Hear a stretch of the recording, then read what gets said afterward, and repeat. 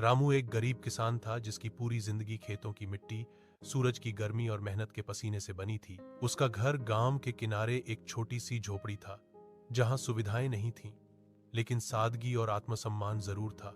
उसके पिता भी किसान थे और उन्होंने उसे बचपन से सिखाया था कि जमीन सिर्फ कमाई का साधन नहीं, बल्कि इंसान की पहचान होती है। रामू रोज सुबह अंधेरा रहते ही उठ जाता, हाथ मुंह धोकर बैलों को चारा देता और खेतों की ओर चल पड़ता। ठंडी हवा और ओस से भीगी घास उसके पैरों को छूती तो उसे लगता जैसे धरती माँ उसे आशीर्वाद दे रही हो। खेत में पहुंचकर वह मिट्टी को हाथ में लेकर देखता और मन ही मन सोचता कि यही मिट्टी उसके बच्चों का भविष्य तय करेगी। उसके पास बहुत कम जमीन थी और औजार भी पुराने थे। हल घिस चुका था और बैल बूढ़े हो चले थे।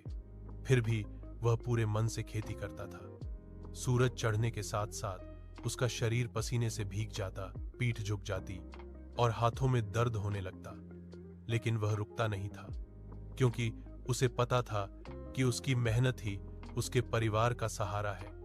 उसकी पत्नी सीता भी उतनी ही मेहनती और समझदार थी। वह घर के काम के साथ साथ खेतों में भी रामू का साथ देती थी। कभी बीज बोती, कभी खरपतवार निकालती, कभी सिर पर पानी का घड़ा उठाकर लाती और फिर भी चेहरे पर मुस्कान बनाए रखती। कई बार घर में खाने को बहुत कम होता था, तब रामू और सीता अपने हिस्से का खाना बच्चों को दे देते और खुद आधा पेट या खाली पेट सो जाते, लेकिन बच्चों के सामने कभी अपनी परेशानी जाहिर नहीं करते थे।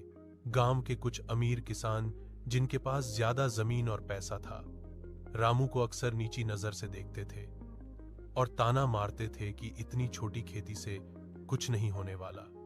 लेकिन रामू चुपचाप